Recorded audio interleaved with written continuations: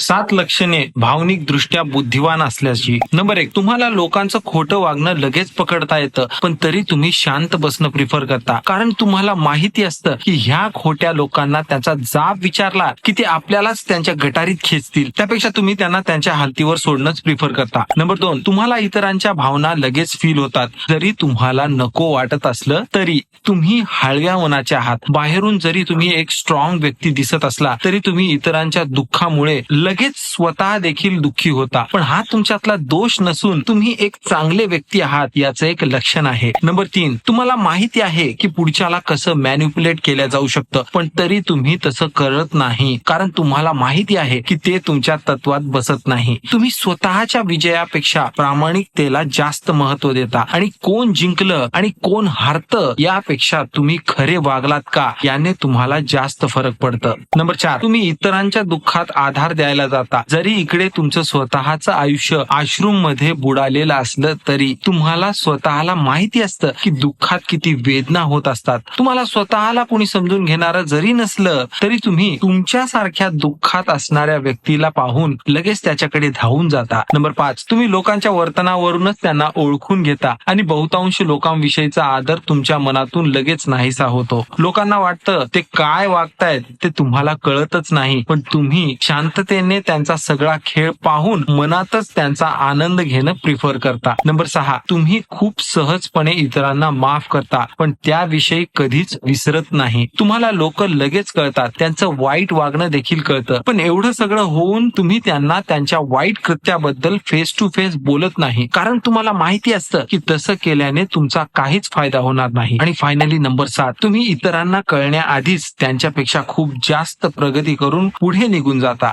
तुमच्या स्वतःला पुढे नेण्यासाठी काय काय गोष्टी गरजेच्या आहेत याविषयीची सगळी जाणीव आहे आणि लोकांना ती कळण्याआधीच तुम्ही त्यांच्यापेक्षा खूप पुढे निघून गेलेले असता.